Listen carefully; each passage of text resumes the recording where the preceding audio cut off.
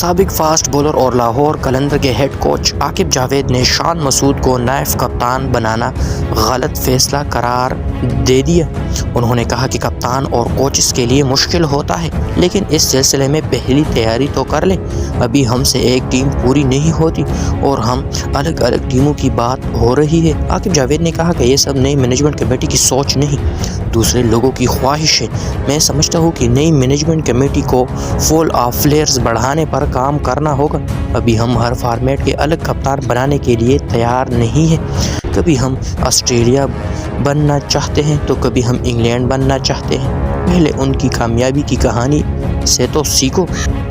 انہوں نے کہا کہ انگلینڈ کو 2015 کے ورلڈ کپ میں جو آسٹریلیا میں ہوا وہاں برے طریقے سے شکست ہوئی، لیکن اس کے بعد انہوں نے ایک پلان بنایا اور اس پر عمل کیا۔ برینڈن میکلم نے ان کو اور جدید بنا دیا۔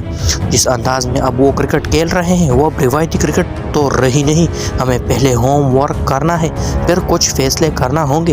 سابق کرکٹر نے کہا کہ یہ اچھی بات ہے کہ سرفراز احمد کی واپسی ہوئی اور پرفارم کیا، لیکن یہ توڑ ہی ہوتا ہے کہ 2 ٹیسٹ کھیلو اور سارے نظام میں ترتیب ڈال دو۔ عاقب جاوید نے کہا کہ شان مسعود کو نائب کپتان بنا کر غلطی کی گئی، یہ ہونا نہیں چاہیے تھا۔ Shadab Khan white ball cricket کے نائب کپتان ہیں، اگر وہ انجرڈ ہے تو پھر آپ کو نائب کپتان کا اعلان کرنے کی ضرورت نہیں تھی۔ بابر اعظم کو اگر کسی وجہ سے گراؤنڈ سے باہر جانا پڑتا ہے تو کوئی سینئر ذمہ داری سنبھال لے، جیسا کہ ٹیسٹ میچ میں سرفراز احمد نے ذمہ داری سنبھالی۔